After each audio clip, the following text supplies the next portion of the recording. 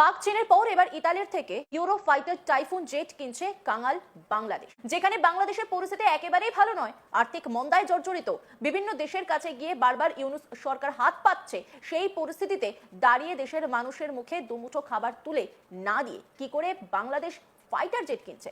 তাহলে কি পেছন থেকে কোনো শক্তিধর দেশ তাদের সাহায্য করছে? গতকালকে বাংলাদেশ ইতালির সাথে একটি চুক্তি সই করে, যেখানে ইতালির সবচেয়ে শক্তিশালী যুদ্ধবিমান ইউরোফাইটার টাইফুন কেনার একটি সমঝোতা স্মারক চুক্তি হয় ইতালির রাষ্ট্রদূতের সাথে। এই খবরটি প্রকাশিত হওয়ার পর নড়েচড়ে বসেছে ভারতীয় প্রশাসন এবং ভারতীয় গদি মিডিয়া।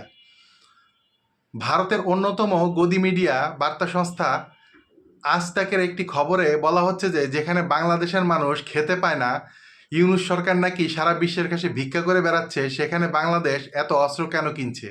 আরে ভাই, বাংলাদেশ খেতে পায় না, বাংলাদেশ ভিক্ষা করছে, কিন্তু এই বাংলাদেশ থেকেই দ্বিতীয় বৃহত্তম রেমিটেন্স আপনারা সংগ্রহ করেন। তার মানে ভারতীয়রা বাংলাদেশে এসে চাকরের মতো খেটে বাংলাদেশ থেকে বৈদেশিক মুদ্রা আপনাদের দেশে নিচ্ছে। বাংলাদেশ আমেরিকার পর দ্বিতীয় অবস্থানে আছে, যেখান থেকে ভারত সবচেয়ে বেশি সংগ্রহ করে।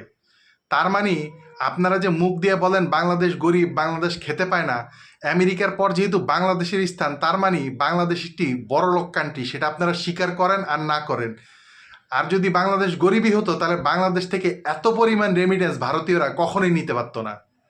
আর আরেকটা বিষয় হচ্ছে, বাংলাদেশ ভারতকে শায়েস্তা করার জন্য ইউরোফাইটার টাইফুন, পাকিস্তান থেকে JF-17 থান্ডার, চায়না থেকে জেটেন্সি সব ধরনের যুদ্ধবিমান ক্রয় করবে।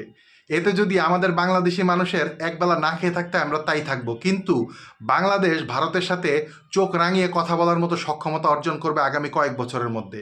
এটা আপনাদের সাথে আমাদের চ্যালেঞ্জ রইল।